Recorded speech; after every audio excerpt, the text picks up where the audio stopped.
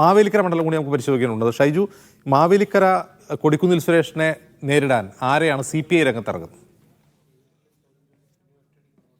മാവേലിക്കര ലോക്സഭാ മണ്ഡലത്തെ സംബന്ധിച്ചിടത്തോളം സംസ്ഥാനത്തെ മണ്ഡല നിർണയം പരിശോധിച്ചു നോക്കുമ്പോൾ 3 ജില്ലകളിലായി നിവർന്നു കിടക്കുന്ന ഒരു മണ്ഡലം. കുട്ടനാട് പോലെയുള്ള കാർഷിക മേഖല, റബ്ബർ മേഖല, വനപ്രദേശങ്ങൾ, കശുവണ്ടി വ്യവസായം, റെയിൽ, ഇത്തരം കാര്യങ്ങളൊക്കെ ചർച്ച ചെയ്യപ്പെടുന്ന ഒരു മണ്ഡലം എന്ന നിലയിൽ അത് CPIയുടെ ഒരു പ്രധാനപ്പെട്ട മത്സരം നടക്കുന്ന സ്ഥലമായി മാറിയ ഒരു സ്ഥലം. അതുകൊണ്ട് തന്നെ ഇടതുമുന്നണിയെ സംബന്ധിച്ചിടത്തോളം അത് തിരിച്ചു പിടിക്കുക, അല്ലെങ്കിൽ മാവേലിക്കരയെ കൈപ്പിടിയിൽ ഒതുക്കുക എന്നതാണ്. കാരണം പുതിയ മാവേലിക്കര വന്നതിന് ശേഷം നിലം തൊടാൻ ഇടതുമുന്നണിക്ക് കഴിഞ്ഞിട്ടില്ല എന്നാണ്. ഹാട്രിക് വിജയം കൊടുക്കുന്നു സുരേഷ് നേടിയ സ്ഥലം.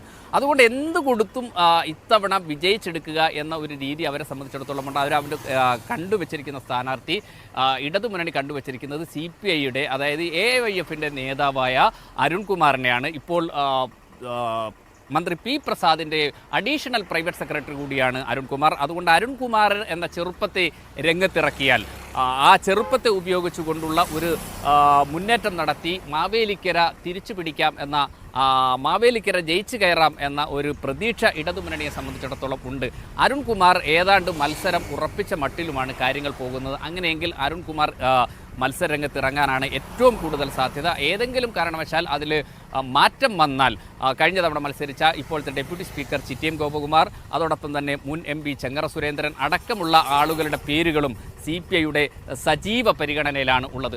UDFനെ സംബന്ധിച്ചിടത്തോളം കൊടുക്കുന്നു സുരേഷ് ഏറെക്കുറെ ഉറപ്പിച്ച് താൻ ഒരിക്കൽ കൂടി ഇവിടെ മത്സരിക്കും എന്ന ഒരു പ്രതീതി സൃഷ്ടിച്ചുകൊണ്ടാണ് മുന്നോട്ട് പോകുന്നത്. അങ്ങനെയെങ്കിൽ അദ്ദേഹം 10ാമത് മത്സരമായിരിക്കും നടത്തുക.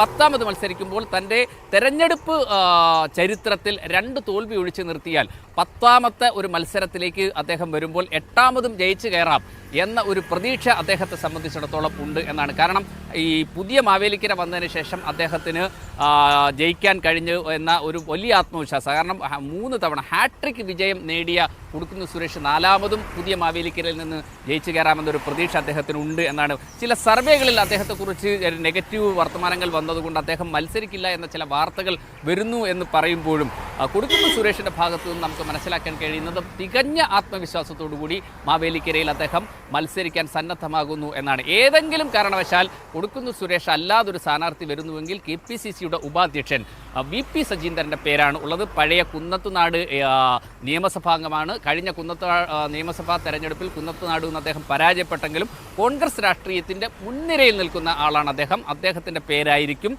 ഏതെങ്കിലും കാരണവശാൽ സുരേഷിനെതിരെ CA അരുൺകുമാർ, AIFA നേതാവാണ് അദ്ദേഹം. അദ്ദേഹത്തിൻ്റെ പേരാണ് CPI മുന്നോട്ട് വയ്ക്കുന്നത്.